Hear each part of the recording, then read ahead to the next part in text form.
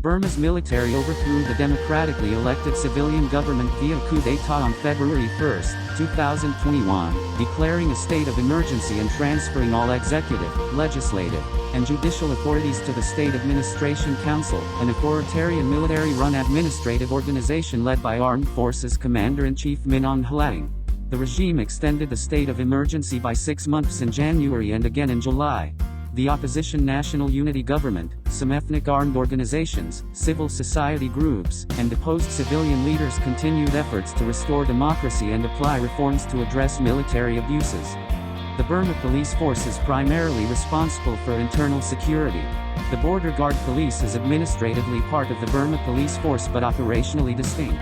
Both fall under the Ministry of Home Affairs, led by an active-duty military general and itself subordinate to the military command.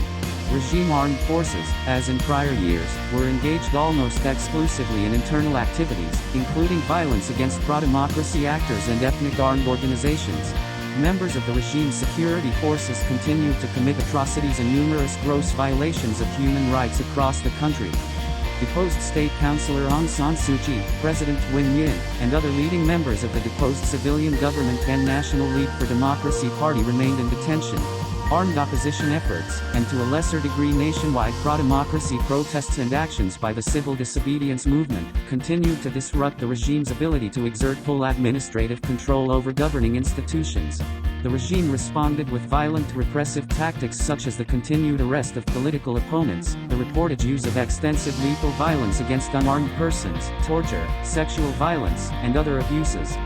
Significant human rights issues included credible reports of unlawful or arbitrary killings, including extrajudicial killings, forced disappearances, torture or cruel, inhuman, or degrading treatment or punishment by the regime, harsh and live, threatening prison conditions, arbitrary arrest or detention, political prisoners or detainees, transnational repression against individuals in another country, serious problems with the independence of the judiciary, arbitrary or unlawful interference with privacy, punishment of family members for alleged offenses by a relative, serious abuses in a conflict, including reportedly unlawful or widespread civilian harm, enforced disappearances or abductions, torture, and physical abuses or punishment, unlawful recruitment or use of child soldiers, serious restrictions on freedom of expression and media, including violence or threats of violence against journalists, unjustified arrests or prosecutions of journalists, censorship, and the existence of criminal libel laws, substantial interference with the freedoms of peaceful assembly and association,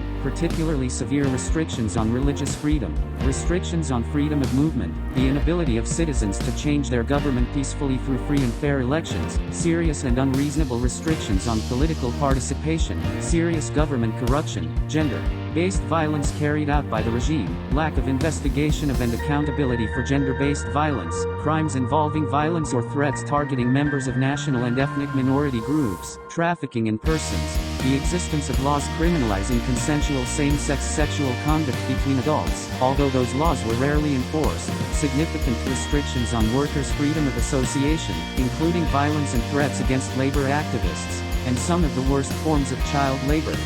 Impunity for abuses by regime officials and security forces was absolute. There was no credible information that the regime took actions to prosecute or punish those responsible for human rights abuses or corruption.